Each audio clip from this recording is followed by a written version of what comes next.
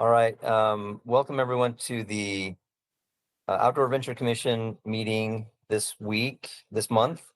I am Representative Stenquist, and I guess I'll get this meeting started, even though I am remote. I'm not in the room at this moment, and so sorry, I'm trying to bring up lost my agenda. I think do we need to approve some minutes from our last meeting? Yeah, and Chair, I wonder if it makes sense for us to do roll call so you know who all the people are that are in the room in the DNR building. Maybe we could go online as well. Great. All right. As far as DOR staff, we have Patrick Morrison, myself. You want to introduce yourself? Shane Stroud, Assistant Attorney General. Patrick Parcell, Statewide Trails Program Manager for the DOR.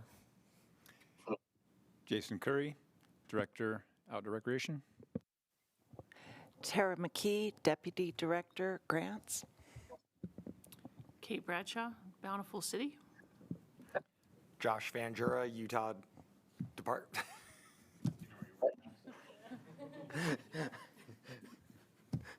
Stage fright.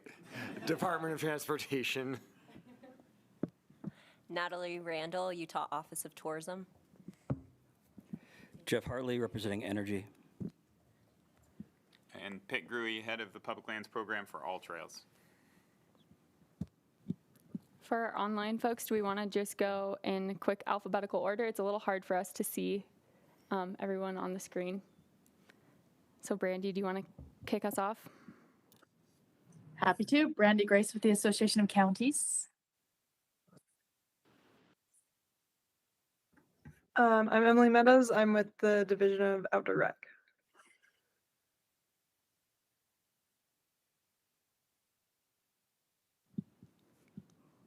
We have our chair. Jerry Taylor, Garfield County Commission. And Kelly Goonan, Associate Professor at Southern Utah University. I'm going to go out on a limb and say I'm next. Laura Alt with the Public Lands Policy Coordinating Office.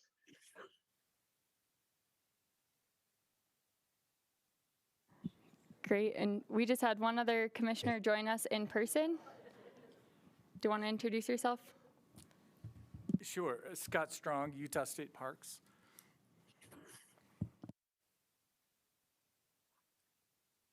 All right. Sounds like that's everybody, correct? If we missed somebody, please let us know. We'll go to this next item on the agenda, which is the approval of minutes from our last meeting. That was distributed with the meeting invitation. Can I have a motion to approve those minutes? So moved, Jason Curry. All right, we have a motion to approve those minutes. Any discussion on that motion? All in favor, say aye. Aye. Aye. Aye. Aye. Aye. Okay, those minutes are approved. We'll now go to the next item, which is swearing in our new commissioner, oath of office of Natalie Randall.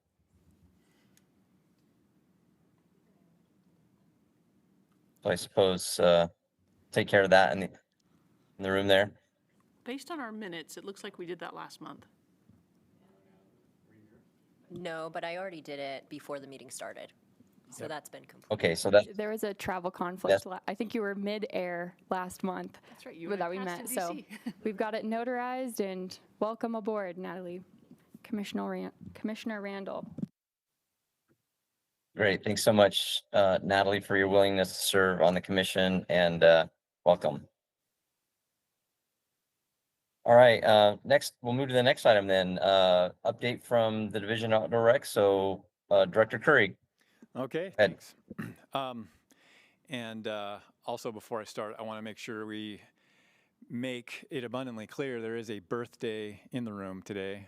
And if you want to volunteer and say who you are, you can. But if you don't, I'll just go ahead and say it.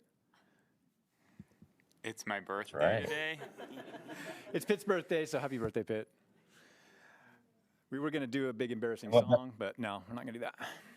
Yeah. But just a What few better updates. place to spend your birthday than at our commission meeting? Yeah, thanks for being here. Just a few updates. We first of all, we've done a little bit of restructuring in the division. You'll notice probably when Tara introduced herself, she introduced herself as Deputy Director over grants.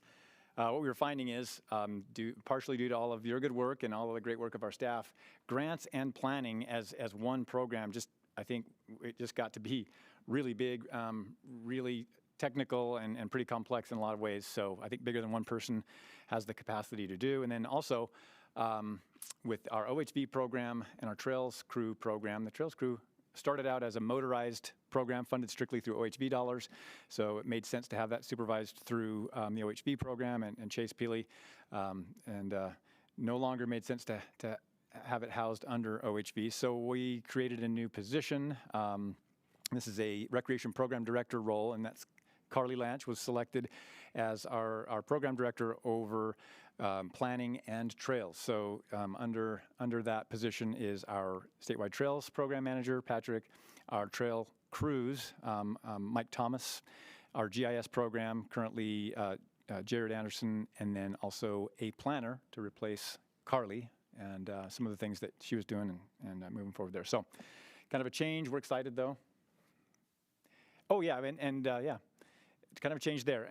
And then also along with that, we since we had a new title created, promoted Patrick as well into a program director position over grants. So a little bit of a change, but I'm excited about what that means for us in terms of our growth and the capacity we have to do the good work that we do. We did hold our Mountain West Trails Conference out in Vernal last month, and we have just received rave reviews. Everybody loved it, and in fact, many people said it was the best conference they've ever been to. Certainly the best trails conference they've ever been to. We had participants from all of the western states surrounding, as well as many other states from Maine all the way down the East Coast, all the way out to California and everywhere in between, and one from BC. So really, really good conference with tons of awesome outcomes there. Last weekend, we held our One Utah Campout, where we had about 80 or so individuals, about 17 or so families from the foster care system, underprivileged, as well as immigrant families, to teach them how to do outdoor recreation, including camping, water sports, and we did that at East Canyon Resort and East Canyon State Park and your other neighbors on the other side. I was thinking of the Typee Ranch, but yeah. So anyway, the One Utah Camps, I think was really good. We're probably going to repeat that in the future, next year, do it again. We learned a lot from that process, but I think overall really good outcomes. Yep, good partnerships. And then let's see, just a little bit of an update too on the Division of Law Enforcement and Consolidation.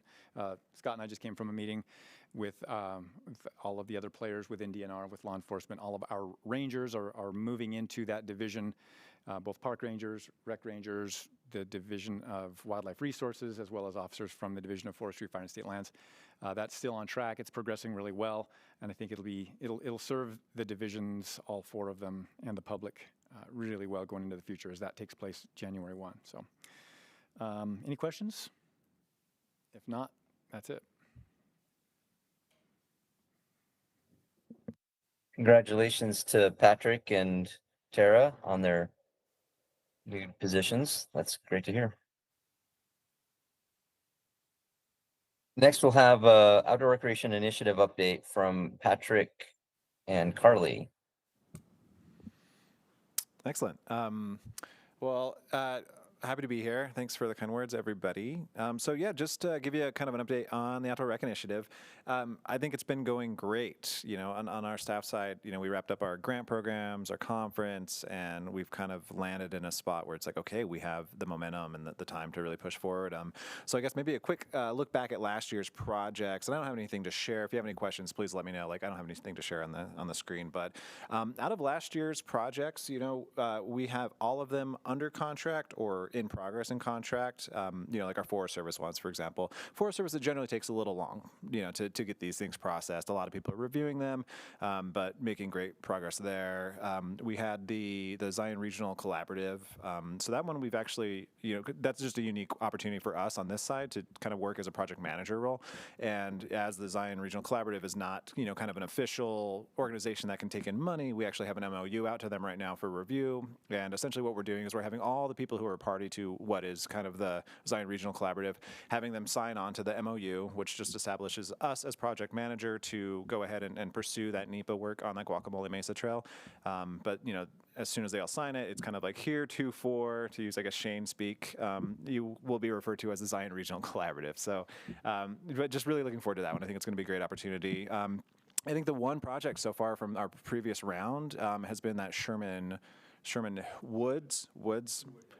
Hills. Every time I'm gonna say the wrong way, but have not had any luck. I've talked to them once or twice. I've sent a number of emails.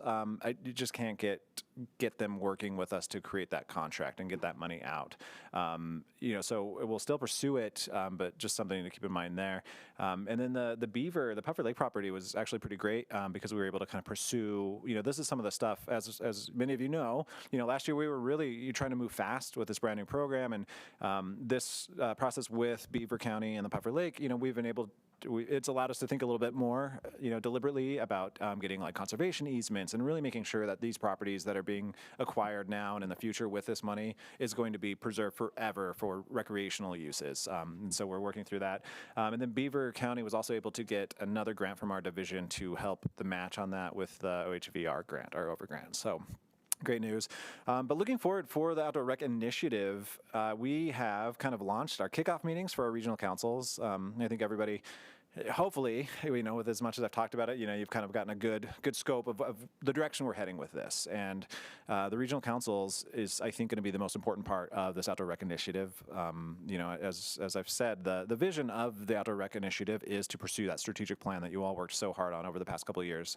And I don't know which cardinal direction I want to say. It was north, but it's build those collaborative processes, and that's really what these regional councils are going to do. So we, a big shout out to Commissioner Brandy Grace for all of her work with the Utah Association of Counties. She was able to give me a list of 10 commissioners.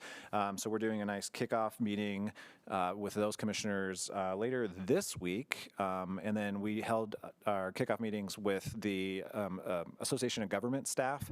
And then I've also been in touch with Cameron Dill, working to get some names from the Utah League of Cities and Towns, kind of do that same thing. So what our timeline looks like right now is so we're doing these we're calling it the ranking council meetings, the kind of these kickoff meetings with who we want to be our ranking members of these councils, and they'll be broken up in a general council and a ranking council. They'll all work together, but the ranking councils are really going to be the ones who maintain that regional perspective, who can look at projects, kind of rank them according to what their region needs, not necessarily just their their smaller area, and then the councils will kind of come together, rank those, and then we'll send them and we'll put them in front of you. I believe the plan is for October, is that October 29th date. But, we like to say, we did say many times in our kickoff meetings and in this process, this is a living process, and we're really trying to just do it correctly. Though I think every year we'll see more nuance, more evolutions in how it's going to best serve that strategic plan. So I guess maybe to refresh, we're doing kickoff meetings right now with just the ranking committees. That's going to be the Association of Governments. That's going to be local elected officials, our county commissioners. And then we've put out an application for general council membership. And, I would love to talk to each and every one of you about who you would like to be in the general councils or even the ranking councils if you have some thoughts on those. But we're going to kind of start recruiting membership for that and then do our first formal meeting where we do start looking at projects, where we do start kind of dipping our toes into what the regional planning is going to look like. We have that planned for August, and then just kind of throughout the summer until we come back in October with maybe a more ranked project list. And Carly, I'll give you an opportunity if there's anything I missed in that general update. Can I ask you a question, Patrick? Please. I had some questions from a League of Cities and Towns perspective back to Cameron and Liam on the league staff. I don't know if they've had a chance to pass them back to you. So now that I'm here, I'll just ask you. Yeah. For the ranking committees, one of the questions I'd asked is, for instance, could I serve on both? if I were to be part of one, or would you rather that there are people that are completely different? When you say both, do you mean like the general and the ranking, or the OAC and the ranking? The OAC and the ranking, because of my involvement in Davis County. So they were going to ask you, and I don't know if they've asked you or had a chance to get back to you. So that was question number one. And then question number two is, from a league perspective, was a lot of our cities have trails committees that are, sort of like planning commissions, and so they're not elected officials, but they're volunteers that cities have selected. Would they be who you're looking for ranking committees, or would you rather that they're in the General Recreation Council? So those were two questions that we had on, making our list. So two great questions, and and anybody, if anyone has questions like these, this is great. I love just being able to think a little bit more in depth about these things. So I think to answer your first question, I mean, I personally would love for you to sit on a ranking council. And I'd be open for the group discussion on if there is conflict, but these councils are kind of operating outside of code in a sense. This is kind of something we are doing here, is to give us that pathway to bring projects here, where they are formally approved, in what we hope is going to be like kind of just a more mature way, that does have a little bit more regional perspective. So I would love for you to be on one, if you have the bandwidth. But I think individuals like yourself who have shown like an interest, a commitment, and a practice of recreation and those issues around is exactly what we need. So with the other committees, I personally would be comfortable. I think a lot of what I wanted to do with having elected officials at the ranking committee spot is to make sure there is an avenue for public participation, because obviously we can't have every single person who's motivated, to think and talk about recreation to sit on these councils. But I do want to have some avenue in which they can participate. And if that's, I thought of it as it's their opportunity to work with their elected official to, just address things that they want to see. If an elected official has like appointed specific committees who really know that world, I think that would be great. Again, it's a living process, and I think each region is going to be its own. So certain regions might be really heavily represented by these types of committees because they have that infrastructure, whereas others may not. And then maybe that's something in the planning as we develop it more. Those are the types of things that we will build. So, do you have any follow-ups? Was I able to? And I'm looking over at our director and Carly if they have any additional thoughts as well. Yeah, No, and I don't see I think it's anything that helpful. would prohibit participating in both. Yeah. And I think that's helpful in giving feedback to the league as well, because I sent the league's request for volunteers out to several trails committees in other cities that I knew, thinking they'd fit somewhere. Yeah. But obviously very knowledgeable and dedicated volunteers rather than elected officials. Obviously, on those Absolutely. committees a lot of time. Yeah. And great job, Patrick. I can't give him enough kudos, and Emily too. Emily Meadows on our team for building out the scaffolding of all these groups.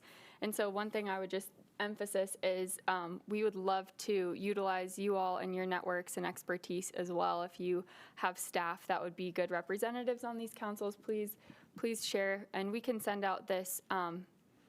We've got a fun QR code with the dinosaur right in the middle of it if you wanted to look at the application right now. But if we can send it out too, and would appreciate you helping us get the word out. And I know, I don't know if you mentioned it went out in the governor's rural report this past week, so we're hoping to get a little bit of buzz with that. And then, yeah, I think you mentioned this in our prior meeting that our charter has that kind of desired balance of user groups as well, because we don't want it. There was some concerns on the commission and our last meeting that it would be, dominated by one user group over another in certain areas. So we're really going to be focused on building out the rosters with balance. So yeah, and thanks for bringing up that charter. So we did write a draft charter.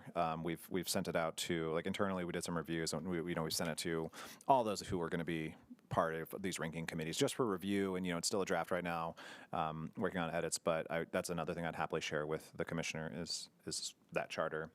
And then I guess finally, I think the plan right now is to have our Association of Government staff operate as like a chair, vice chair. I don't think it's necessarily required that they do it, but they just have that regional perspective, which is going to be really important. They have a lot of bandwidth right now, it seems like, in a lot of excitement for it. So we're hoping to really capitalize on their excitement and bandwidth to really run this first full year with the councils. And again, it's a living process. I think I'm so excited for the potentials. It's so easy to think about what this could look like in 10 years. But trying to really think about what it's going to look like this year.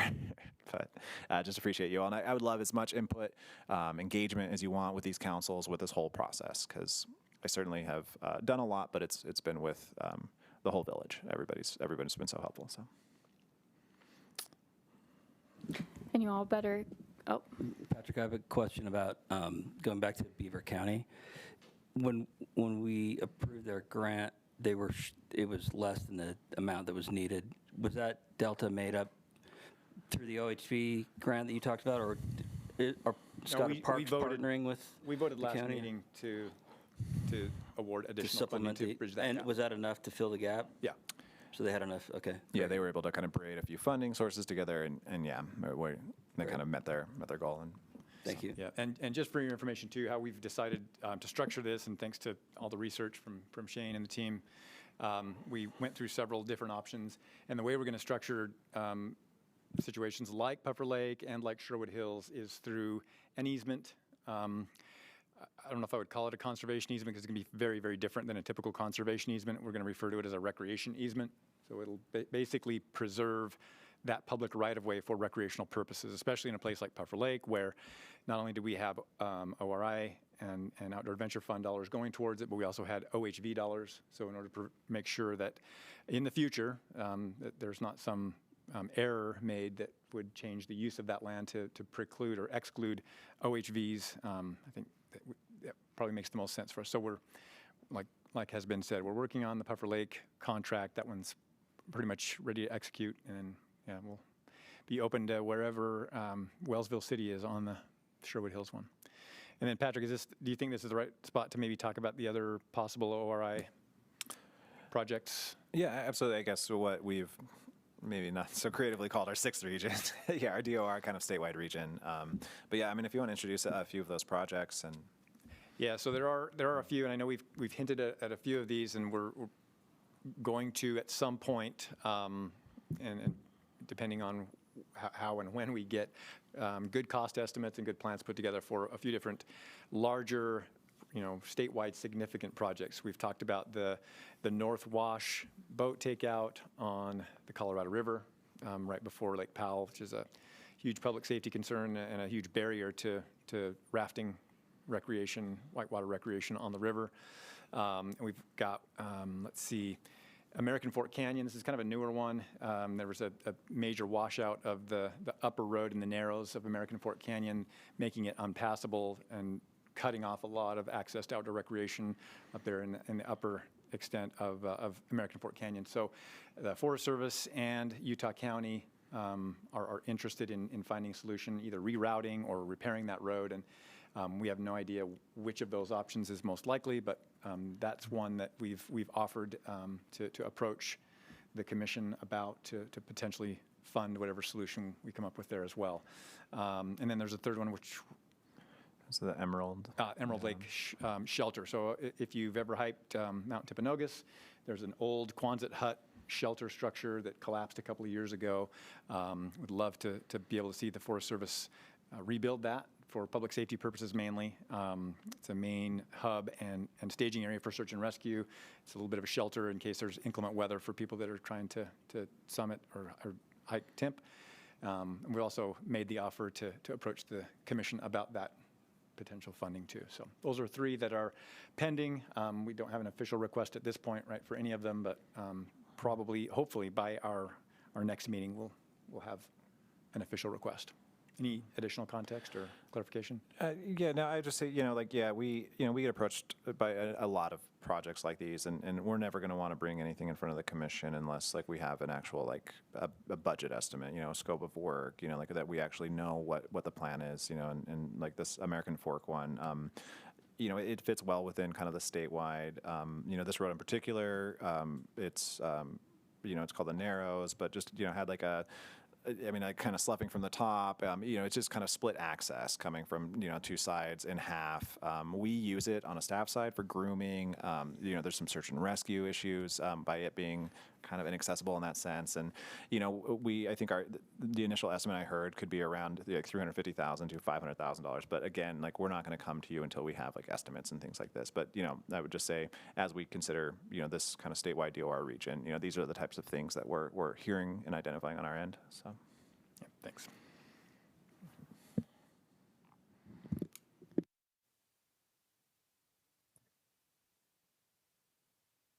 I have a question.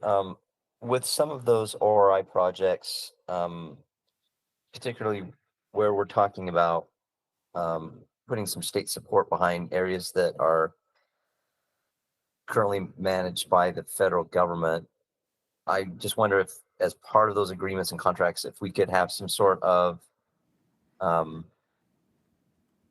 assurances or put in the contracts that there's, any parameters that we would like to see in place, like making sure that they remain open and accessible for recreation for some period of time, or something like that, some sort of a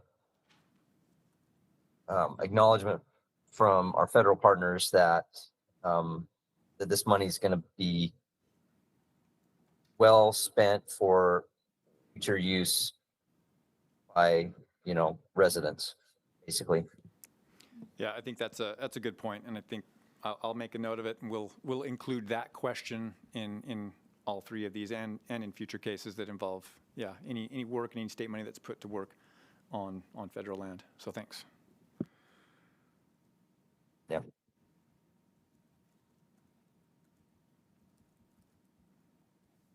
All right, so does that conclude that item? I believe it does. Okay, we will move on to item number 6, the request for outdoor recreation planning assistance. All right. I will share my screen here and we can get going. Can you all see that okay? Doesn't look like it's loaded on our end.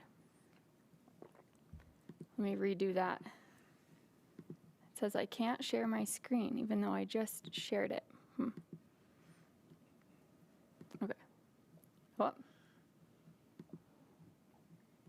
It's trying. Okay. All right. Well, thanks everybody for your time today and venturing to meet us here in the DNR building, and for staying up late if you happen to be our chair out of the country and across the pond. I'll try to make this pretty brief, but this is I'm presenting today to talk about some of the long-term planning, but mostly focusing on kind of the short-term planning and the operations that we can potentially carry out in our division with your support.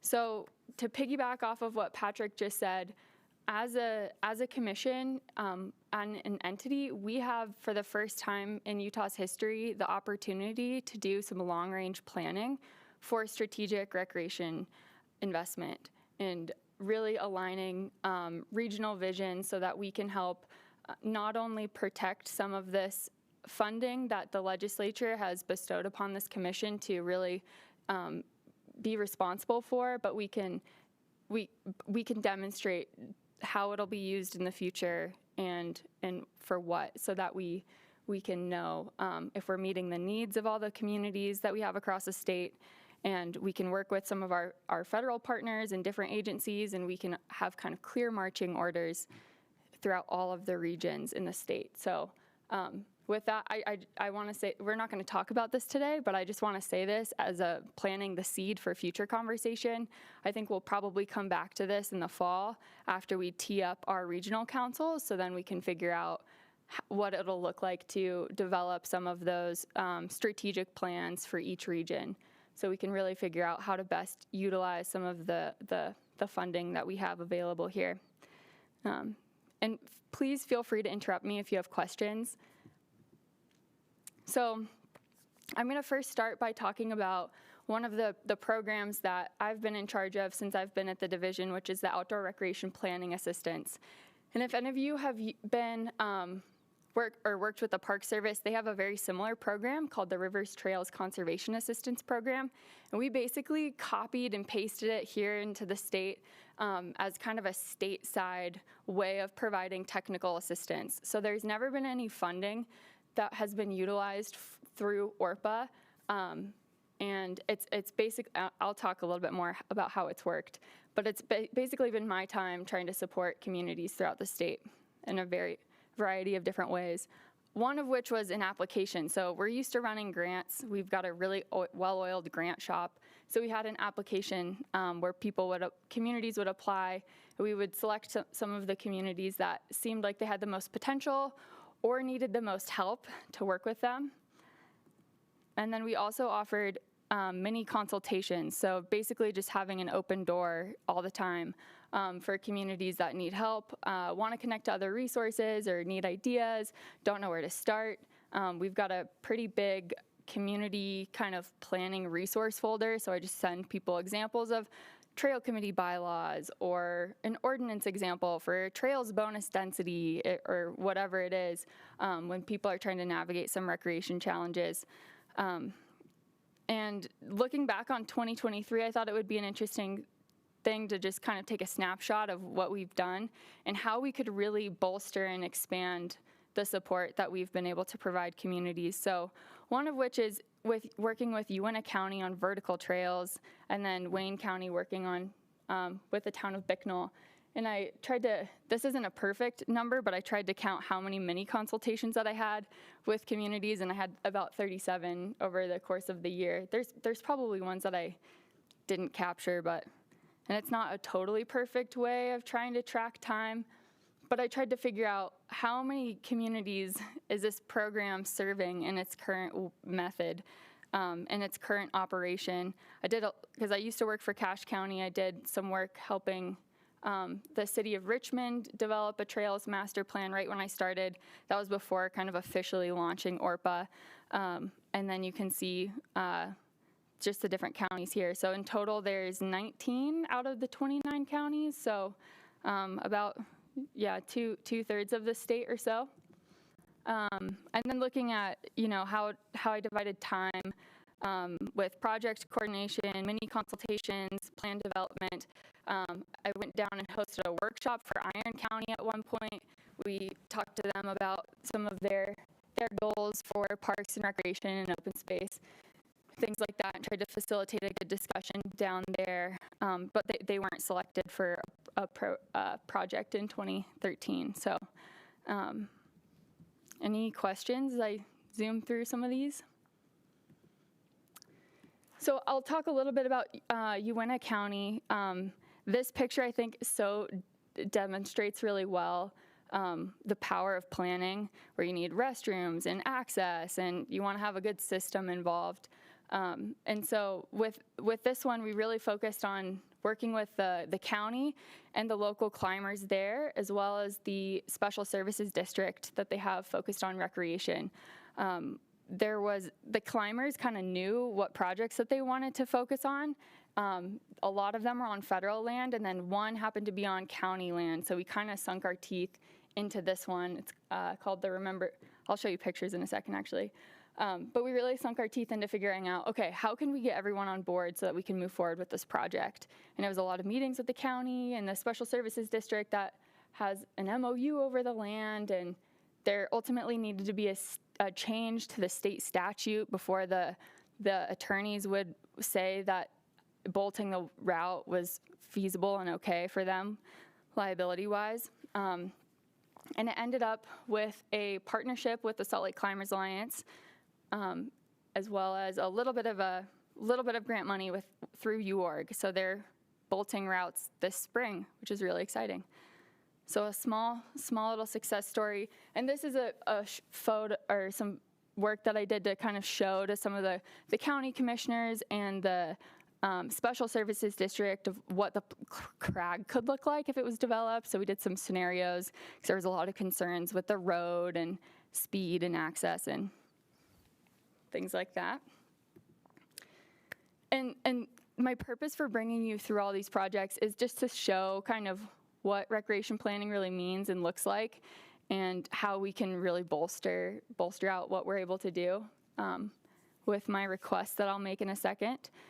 I put these posters on the ground for people that are in the room. You can see there's stickers all over them. Sorry for the folks online. Bicknell was in a totally different place than Uinta County. They didn't have necessarily like an organized user group. They needed to figure out what kind of opportunities might we even have. Who at the Forest Service do we work with? Is this even Forest Service land? What are our opportunities here? What's the vision and future for our community? And this project was really illuminating in a variety of different ways. It helped them figure out some priority trail projects that they want to do, but at the end of the day, there was still pretty significant gaps in terms of getting them there. One of the things that we found is that just coming up with that match to get our grant, even with our sliding scale for rural, it was too much for them to do this round. So we've changed some parameters around UORG to make that more attainable for them next year. But they were also really, really stuck when it came to navigating the environmental and the NEPA process. So lessons learned and good takeaways there. So this is the drum roll part where I'm making a request of you all. I want to introduce you the idea of ORPA 2.0, and I want to introduce it to you as an arm of the Outdoor Recreation Initiative.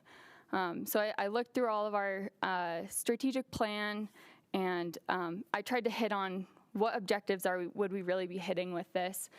And so I thought the build and support collaborative process. Planning is inherently very collaborative. We have so many different stakeholders all the time to engage. Here's some language that said it was the area to explore, and it was about properly funded and supported planning assistance effort, and how that could help locals and regionals to build, maintain, diversify outdoor recreation opportunities in Utah. I thought the increased economic and health benefits generated by outdoor recreation, it's a really good tie-in there, I think it says it all there, so I don't need to spend too much time on that. And then providing a wide variety of opportunities ranging from highly developed to primitive. And that's the whole idea too, is empowering local communities. What kind of recreation do they want in their backyard? And what do they want for their recreation future? So what does it take to do some planning work with external, maybe contracted help to really bolster what we're capable of helping communities with? We could do feasibility studies, and all of these numbers they can range drastically depending on the scope of the project. But I just wanted to give you an idea of what this request I will make, what it could look like in terms of broken down into different chunks, in terms of community plans, or having a surveyor go out and help. I will say one of the things with the NEPA folding it into ORPA is like the East Zion Visitor Center area. They're hung up on putting in 14 new miles of trail because they have about $100,000 worth of survey work that they need to do. And we have new flexibility to be able to help meet those needs. So that's just an example of how this could help benefit some projects that are already in full swing and just get hung up on some of the surveying needs that need to be done. So what my request is of this commission is a one-time allocation of $1.5 million to put that to provide support for the Outdoor Recreation Planning Assistance Program as an arm of the Outdoor Recreation Initiative. And so this would just look like what we have been doing, but growing it a little bit.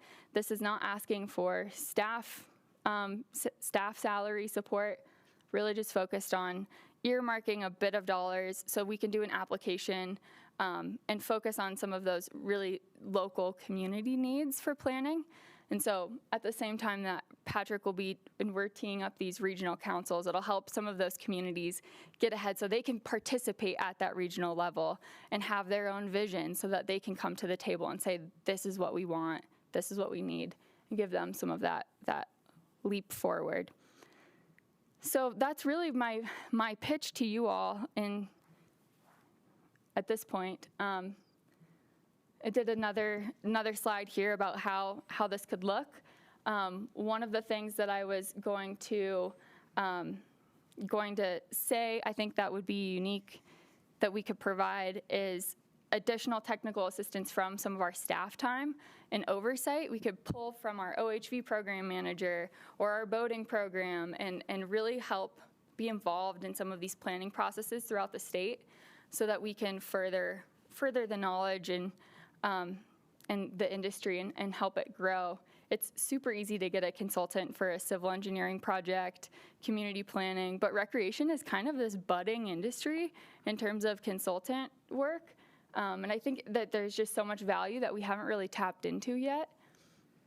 So I think the one thing here too that I would love input from this commission on, if you think that this is a reasonable ask, is my thought with the allocation is that our staff can open the application period, we can run with it, and we can do our due diligence and outreach with the communities and select them and move forward. It's kind of separate of the oversight of this commission, to be sensitive of your time and to put some trust and faith in our review. So then when we get together, we can focus on a lot of these projects that are coming out of the regional councils. So if awarded, we could come back in a year from now and do a recap. Is this something that we want to earmark again for planning, just so we are sure that not everything will be used for infrastructure? Is this too much? Do we need to do more? And revisit that conversation in a year from now. And I'll add to that too, Carly, because we've talked about this quite a bit, obviously, and what we've found, and maybe some of the why behind this, is that first of all, with HB 90 and our ability to use outdoor adventure funds for planning, has been met with a lot of excitement and a lot of questions. There are a lot of people who I think are going to want to leverage this, so there's going to be a lot of demand. And along with that, what we found in our grant applications is the consistent theme we go back to over and over again is, there are some really great grant applications, and as we get down lower and lower, the quality of those applications, we see there's a real need for improvement. And one of the places where I think we have the best opportunity to get that improvement is through planning. And if we can offer what Carly has been doing with ORPA in just its small little reach thus far, if we can amplify that and give communities more assistance and better assistance in terms of planning, we're going to see overall a huge increase in the quality of those grant applications and to the asks that are made here in front of this commission for the funds that you all are in charge of. So. Overall, I think there's an opportunity here, like Carly said, to try it for a year and see if we get those results, and ultimately provide. It's about providing more and better quality experiences per mile of trail or whatever. That's kind of the metaphor. But with that, yeah. I would just emphasize there is a, within the haves and have-nots, a lot of the have-not, for those that do not have the resources, are in rural communities, such as you brought up with Bicknell. And there was a lot of frustration as they wanted to apply for grants, and they weren't ready because they didn't have this. And they're like, how do we get to even the starting line for the grants without this? So I just really think this evens the playing field to enable our rural communities to be able to do these types of great projects that they feel really add to the quality of life and their community. So thanks, Carly, for all your thought that went into this. Hey, Carly, if you go back a few slides, I think it shows the breakdown of costs. So that one, So if a community applies for it and then they need a consultant or a vendor to help them navigate a feasibility study, would you and your team be able to help them find that? Or are you proposing that, I think you mentioned maybe leveraging another resource within the division? What would that look like? Great question. So I think the intention for requesting these funds is so that we can have external help and consultants on board. So I think recreation's kind of a gray area. So I think what it would be is help with scoping out some of the plans if they are at that stage and need help, or it could be, am I answering your question? Yeah, I think so. I mean, I'm just thinking about like when we've navigated some of this on the tourism side as we try to build out our destination development program, like just communities needing some guidance on what consultant to use or what vendor to use.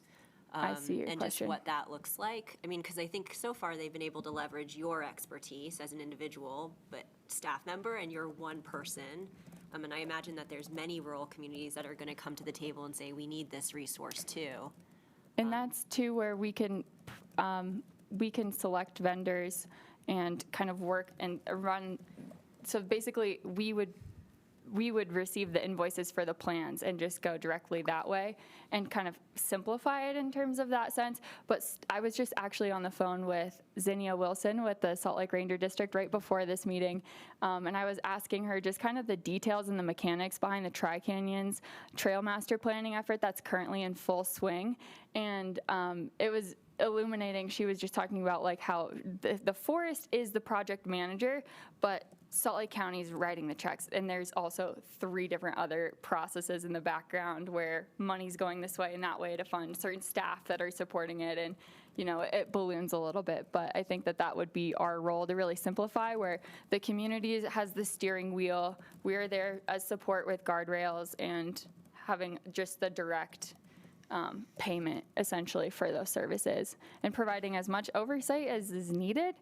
I think some communities may need more than others. Some are totally capable, and then others might need a little bit more support. But what I was talking about with bringing in other staff expertise is just that, like we've got Patrick here who's on the Salt Lake Climbers Alliance board, and he's got some know-how in that regard. And Patrick Parcell here, we've got 2 Patricks now. It's a little bit confusing sometimes, but he's got a ton of mountain bike purpose-built trail expertise, and we've got an OHV program. So connecting in those people, we've got our trail superintendent now who has teed up 4 regional trail crews, has got a lot of experience with the trail crew side, and they could come out and do site visits with communities and help them figure out, okay, this will be the best use of these dollars so that we can support you down the road. Did that answer your question? I think this is a really great idea and a really great use. I actually just sent an email to you and Jason about 2 cities in my county that are smaller and don't have budgets to help do trails master plans and are looking for help to get started. They have thoughts and ideas, but they need help to get over that hurdle. And even though they're not necessarily rural cities, I think within our Wasatch Front counties, we have cities of the 1st class, but then we have, cities of the 6th class. And their budgets and professional staff, aren't always going to be able to accommodate these things they need, but they're key parts of how we have that connectivity, how we relieve pressure. And so I think this is a great idea that you brought to us and would be very supportive of moving some funds around to help make sure that we do this planning.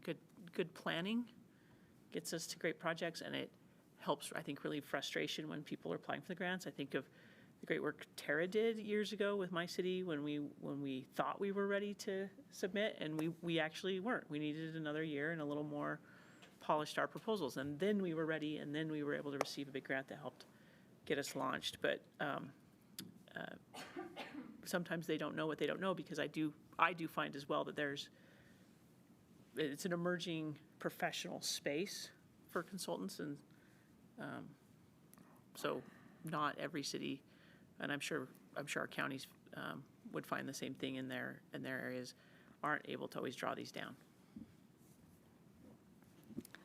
Thank you for that, Commissioner. And one thing I will say too is if the 1.5 sounds like a made up number, it is a little bit, but it's also modeled after the technical planning assistance grant that UDOT runs, which is one of the only places where you can go back again and again to find really good planning dollars. And I probably sent a lot of communities that in that direction trying to, because there wasn't really a lot of, there's not a lot of options and there hasn't been. So I'm always trying to tell them, can you tie in recreation into your transportation plan that you need? And it doesn't always align and fit. And so anyways, I think it could be a good opportunity, but. Can you go over again just who's eligible for this 2.0? Yeah, in the past, we've done municipalities and counties and tribal governments. We've yet to work with the tribal government though. And we've been saying that if you're a trail organization or a nonprofit that you need to be working in conjunction with the public agency, just because we want to make sure that whatever we're doing in funding is in alignment with some of the goals of the elected, leaders, and where there's that public avenue. But if the commission could see it being otherwise and opening it up to nonprofits, I think if you're a 501c3, you're eligible for some of the ORI funding, correct? Like the Utah Avalanche Center, with some of the work there, but. Planning tends to be kind of an intensely public process.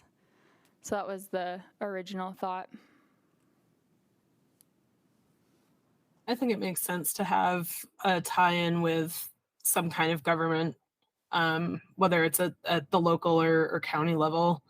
I agree with everything that was said earlier about this being a good way to support communities who have a vision but just may not be able to get started. But because of all of the complexities with land ownership and all of those things, I think having that public partnership, because it also helps build those relationships and lead to those bigger projects and collaborations that we're kind of looking for. So I would support what's been proposed and keep that eligibility requirement for nonprofits or other kinds of organizations. Can I add and I don't know if this will apply because it is for, typically the smaller communities that don't have these resources. But what prevents, so funding, some step in funding and getting buy-in from like a city council and appropriating funding to it is like the safety net to make sure that the community is bought in, because usually they're elected officials that have to vote on that and whatnot. In this case, what prevents one person's agenda to move that forward, even for that community or that county, right? They can go and say, and maybe there are safeties in there, but what I wouldn't want is maybe a mayor just really wants something done in a small community and they can't get the buy-in of the county commission or the city council to appropriate funding because funding's tight. So they can go around them to use this to then, move something along. Yeah, I think that's a good concern. The way that we've tried to avoid that in the application in the past is that we have, like similar to UORG, we'll have letters of support from different entities within the community. And so we could make the application more custom to saying you need the city staff support or the city council endorsement, as well as the county endorsement, as well as your whatever other partner, like your health department or your local NICA league, and try to show a little bit more support before we get in too deep on a project. Yeah, because I can see that. Yeah, you brought that up for good reason. There's a couple of different ways I could see that happening. most of the time because of, limited funding, or B, are they just outright opposed to the whole idea of recreation planning? So I think in A, I would imagine there would be support if it's just a matter of funding. In situation B, then that's where, I think having it structured where we would require that intergovernmental collaboration and support. Yeah.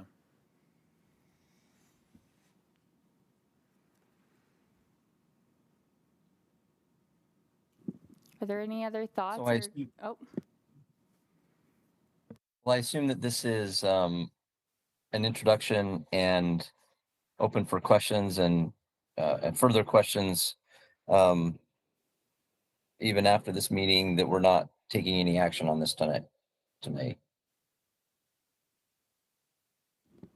Or were you looking for some sort of an action? I think an action would help us move the pieces in place to tee up an application and start moving forward, but it would be up to the commission if you all need more time to think, or. Well, then I guess it's up to the will of the commission. Do people, feel free to speak up if you feel like you want to get more information, or if you want to, or if the commission feels like they're ready to take action on this. I do have a question, actually. So you're asking for a one-time allocation, but that goes for just in general, or the specific projects that you outlined, or this is just basically a one-time allocation and you'll be able to use this money until the money is exhausted and then potentially come back for another one-time allocation? Yeah, I think the latter of running an application and seeing how much interest that we get, and whatever is not met would go back. But it would just give us something to work with as we rank projects and score and see what we can do to support the communities. But my thought too with the request of a 1.5 is that it gives us the opportunity to come back. I think we're going to learn so much over the course of the next year, where we're teeing up these regional councils. We're starting to plant the seeds for some of these bigger picture infrastructure investments that this commission will be the decision makers on. And so we can revisit, was this enough for planning? Do we want more for planning? What are the quality of our applications? Do we need to drive more attention to planning, or Personally, I'd be comfortable making this move for 1 year and/or until the funding runs out, and then a report back to see if we ought to adjust and tweak it. The other thing that occurred to me, and hopefully Brandy will chime in if I get this wrong, but the legislature appropriated some funding for cities and counties for kind of a roving city manager program. It's handled through the MPOs, where cities that are smaller that need help with professional planning for different housing plans, zoning plans, those types of things, because they're a smaller city and might not have a city manager, they can have these city managers that have all the professional credentials come and help them put in place these processes. A lot of times that state code requires for these other land use issues.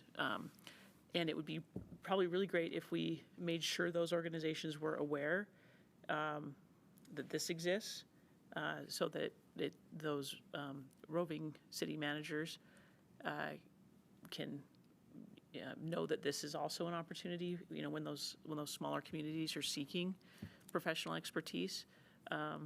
And perhaps there's also some things we can learn from that are helpful in how you go about this planning as well. So if you haven't already checked in with those programs, I think all the contracts are through the MPOs, and I believe this assistance is also available to counties, rural counties too. And Brandy's going to correct me for sure if I screwed up that program.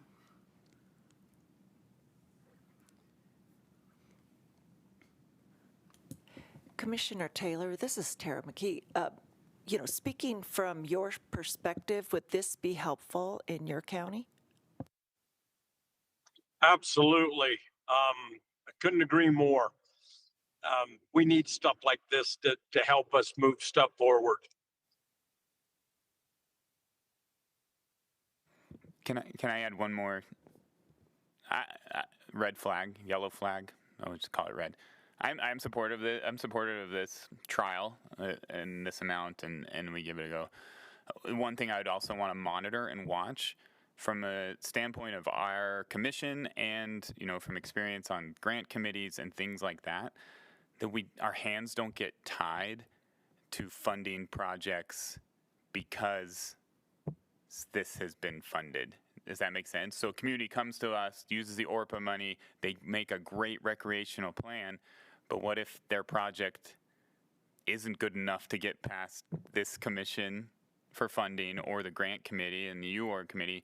Do we feel our hands are tied where it's like, well, then we just wasted money in them getting a plan in place, but we don't like their project? And so I think that's also a sticky situation that we could find ourselves in. We just, as we do this trial, we want to watch that. Because I've seen that in the, we see that in the grant committee where, well, we funded the project last year. Why would we cut them off at the knees this year? Because they came in with phase 2.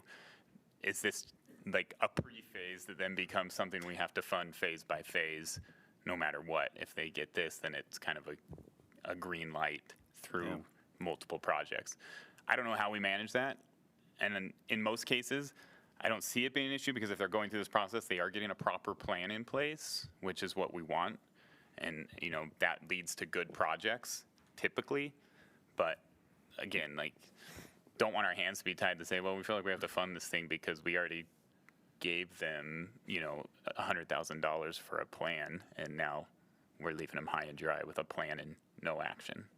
I imagine the commission would tell them to come back with a better plan versus rubber stamp because you already got a master plan. So, and I will add too, I think that's a really good point, and I think that that's sort of the beauty of what we've brainstormed what this program will look like, because it'll ensure a bit more quality control, hopefully by being able to tap some of our team to weigh in and provide that input. And I don't think, Patrick here knows, he's got his finger on the pulse of what the grant review committee will like or not like, just based on running it for 4-5 years, running the whole process. And so I think that we could tap in our staff for perspective along the way, hopefully, to get a good product. Yeah, and if I can just add one thing, one strong, consistent comment that came out of this year's grant scoring meetings was just the need for plans. Just time and time again, they're like, well, we want to see plans, and they really wanted us to make sure that we were highlighting those. And we ask on the application, is this part of a master plan? But I think there really was the desire to see more of these projects be part of a large narrative, just not one-off projects that somebody wanted to do. So I think it would fit well within kind of their desire on that committee, and that's just for UORG as well. I'm not speaking for all of our grants.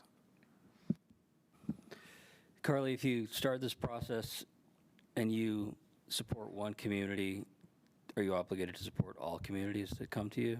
You have a threshold where they just have a really bad idea and you say that's never going to fly, so don't waste our time and resources? Or how do you handle that?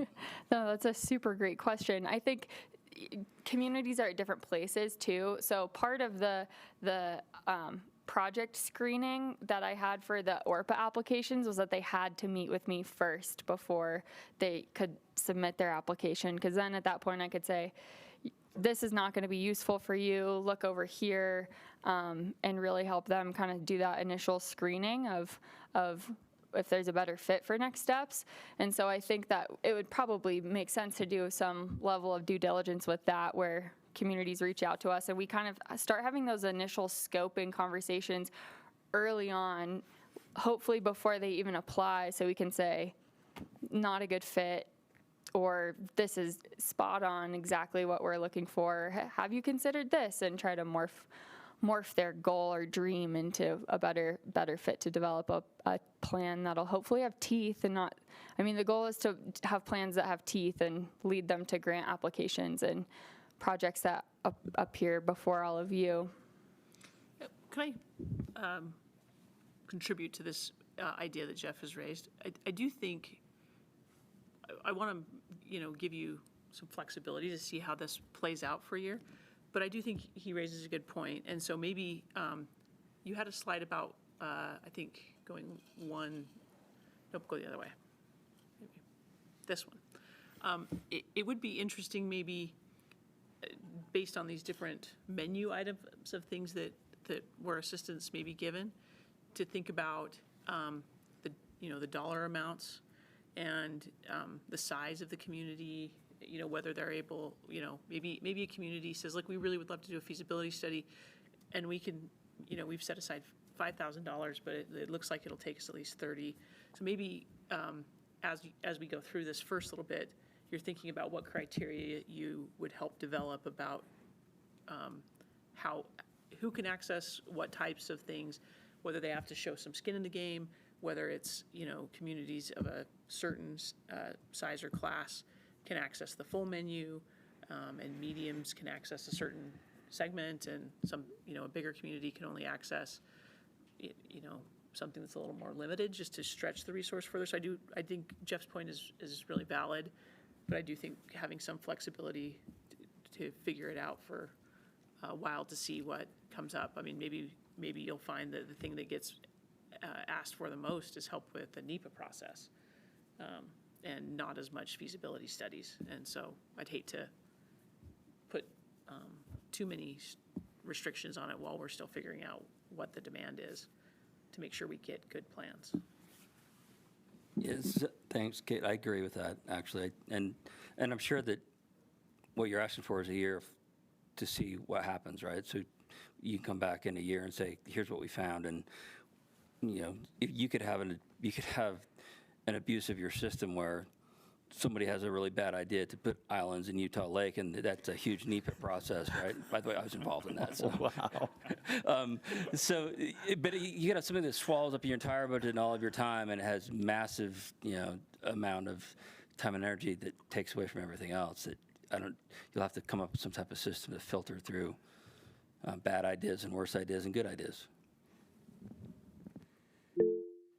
This is really great input. It looks like Commissioner Taylor raised his hand.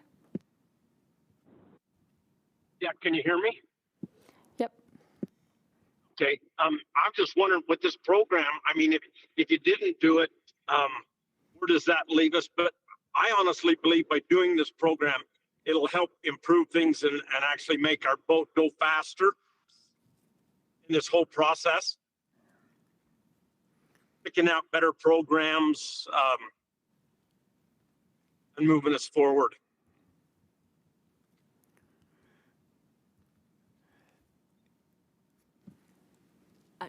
I'm relatively new to the commission too, so excuse my ignorance on this question. So the 1.5 million, where would that come from, or what would that have funded before in us shifting these dollars? My understanding is it would probably have gone to a bigger project, implementation project of some sort.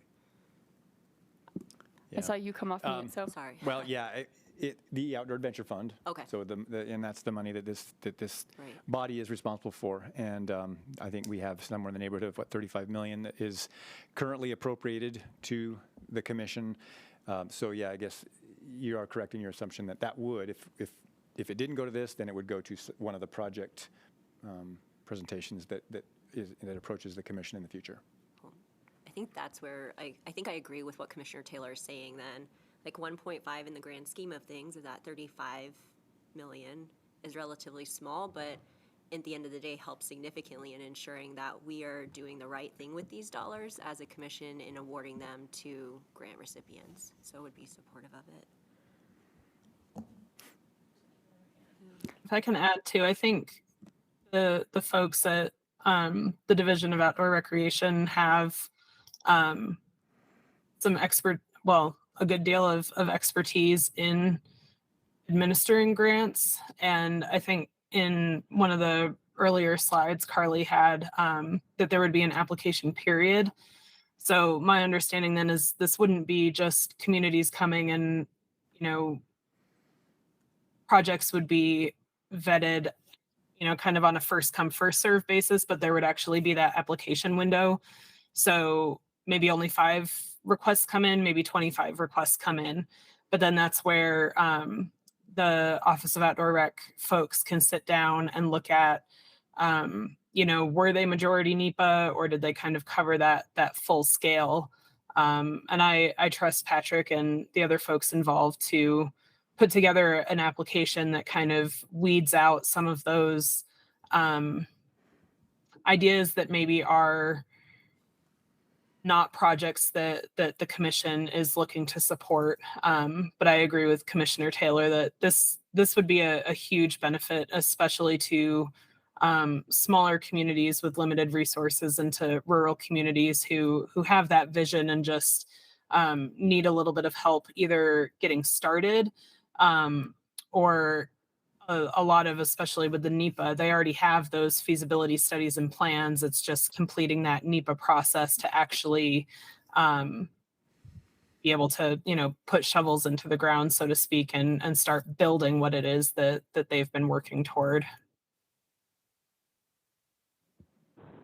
And there's no. I think it helps even the playing field. I'm sorry, I didn't mean to go ahead. I think it helps to even the playing field.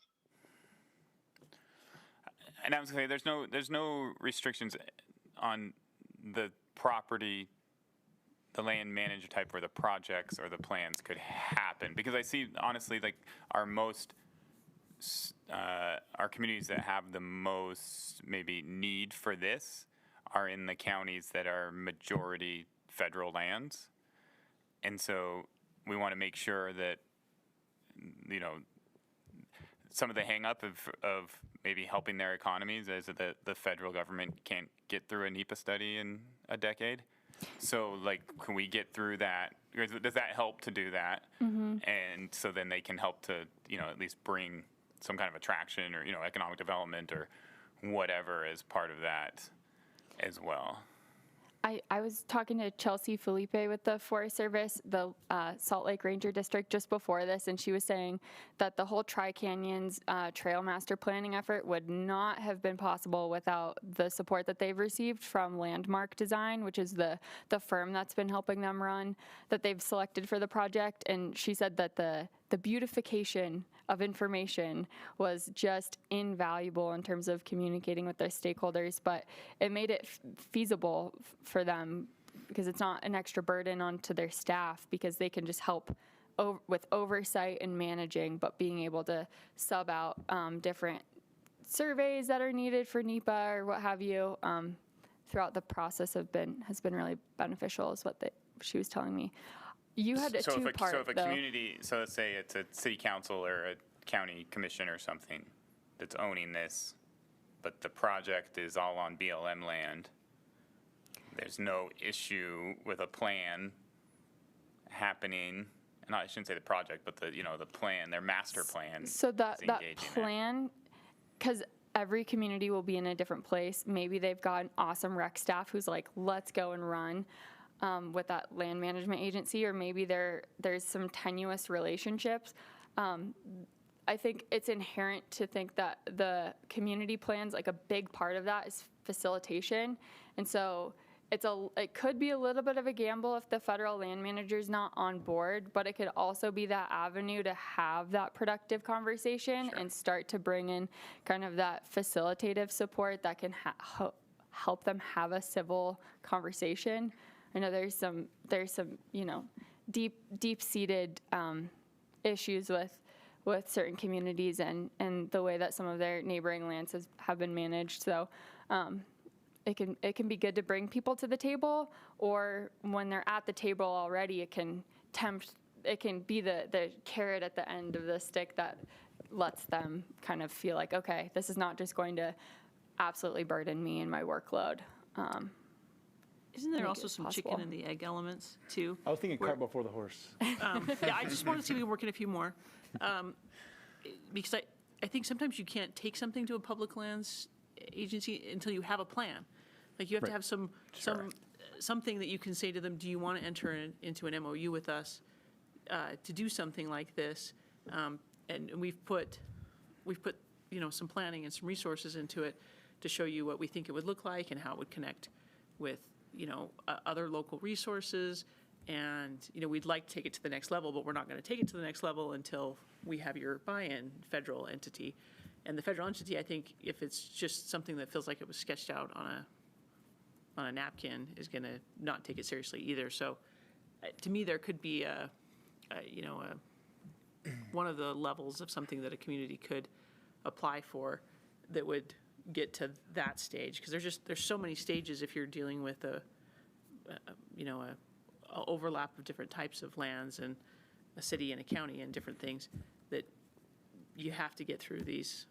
You have to have something that starts to feel very professional to even approach the discussions, to go to level 2 and 3 and 4 before you're even ready to submit for any other types of grants. Well, and it depends on the community members and the staff of those land management agencies in that area. I mean, and that's why I bring this up, because this is what I do every day. I'm pumping data into either communities or into land management agencies to get through a feasibility study or a community plan on how they expand their rec planning and their trail planning and their, economic development and all that. And it's a different person in every community. Like, I wish it could be like, all right, I contact the Forest Service ranger and like, that's my point of contact. But sometimes that's not the point of contact. Sometimes it's the, I don't know, random trail committee person in the community next to that Forest Service district, right? Like, and so that's why I asked this question of like, as long as we're, there's a lot of cross functionality and cross like coordination that happens in these plans for every community across the country.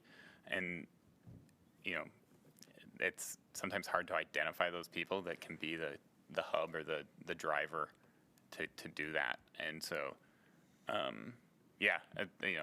don't want that to be a hang up of these projects or these plans getting moved forward. And then from there, whoever they hand it over to get the projects done after the plan's in place, right? That's another step that's hard, because it's hard to have the one person that's going to see this thing A to Z. It takes so many handoffs and coordinations, and I mean, we all know that, but that's the tricky part of this.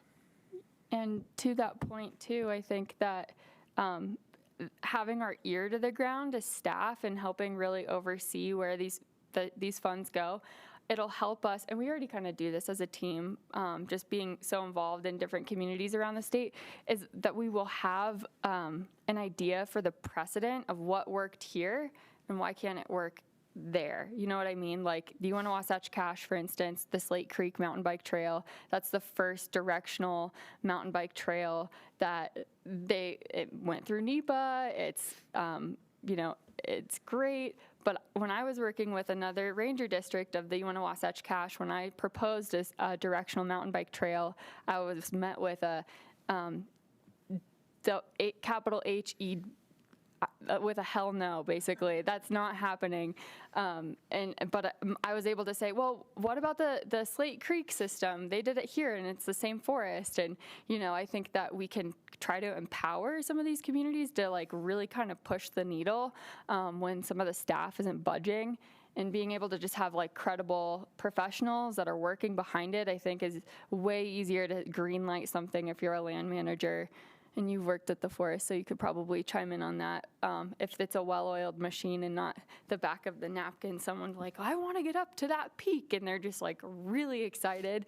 And they're like, I want to go make this trail with my nieces and nephews and like my volunteers, like if it's presented, I think a little bit more professionally, sometimes it can be better in the long run. And there was 100 cars at the parking lot at Slate Creek on Saturday morning. Like, that trail is successful, right? Like, it's a great asset to the community. And it was so busy. Just driving by, I was like, whoa, I'm glad I'm not there. But I kept driving.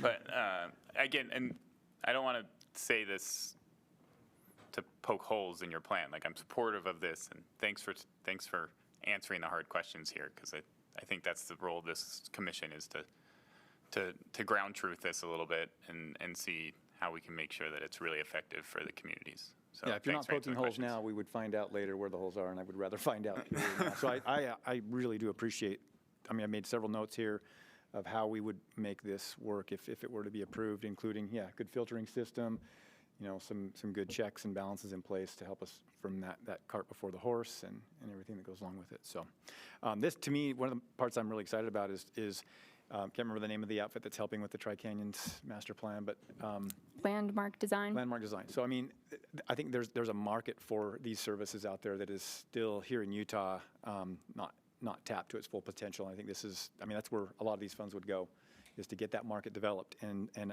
this might be kind of the catalyst to make those, not, you know, through just the economies of scale, make it more affordable, so that we're not having communities completely reliant on these funds, but those services become cheaper, and they become higher quality, and we get, like I said before, more and better experiences per mile. I don't want to belabor this, but just one final question too on the overall planning, you know, just the whole wraparound piece. Like, this is the initial phase of the planning, but just the maintenance of when the asset is built and those resources, is that considered in this too? That's a great question, and I think the big question in recreation too is, what do we do after we build it? Who's going to take care of it? So I think a lot of these conversations too can start developing maybe MOUs or preliminary kind of partnership conversations, or like, for instance, when we were in Bicknell, I was working with a town council member and some volunteers. And through having the open house, we identified that there's a wilderness therapy school right around the corner. And they were like, if these trails are built, we can do a 1 volunteer day a year or something like that. But sometimes you don't know what resources are out there until you go through kind of the planning. So that's 1. And then 2, we've got 4 regional trail crews throughout the state. And so as we build things, you know, we want to help maintain where we can.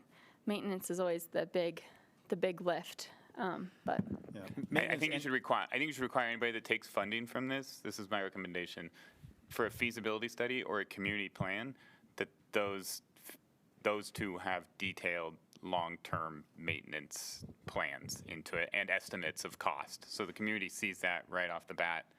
Like, yes, the cost of this project is this big, but we are going to have X amount of dollars a year to maintain this moving forward. Because I think that would go into play really helpful for the grant committee or anybody else when they look at actually funding the project.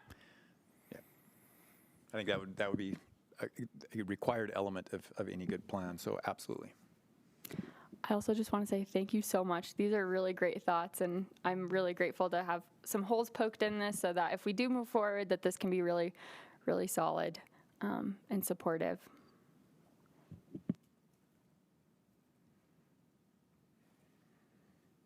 Okay, so do we want to take a motion on this, or is there already a motion on the table? I'm just trying to remember if Commissioner, okay, I thought I might have heard one from Commissioner Taylor, but if someone wants to make a motion on this, free, I'll entertain that. I'll make the motion. This is Commissioner Taylor.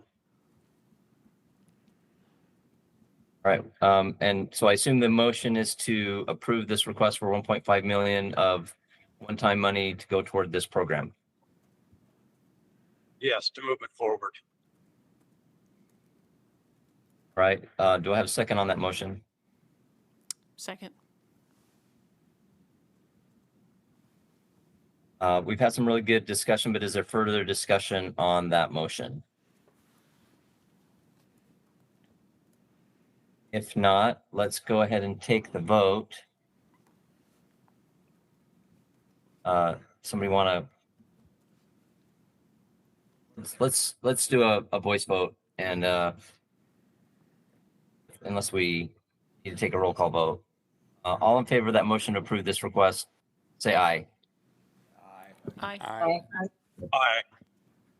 Any opposed? And Chair, Right, this it's is Jason approved. Curry. I'm abstaining. Oh, okay. All right, so that's approved unanimously with 1 abstention. So thanks. It'll be really interesting to hear a report of how this money's used and what comes out of it. Thanks. Thank For your you efforts, all. Carly.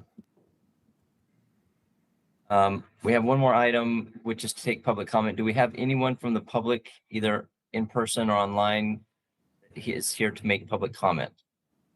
There is nobody in the room in DNR.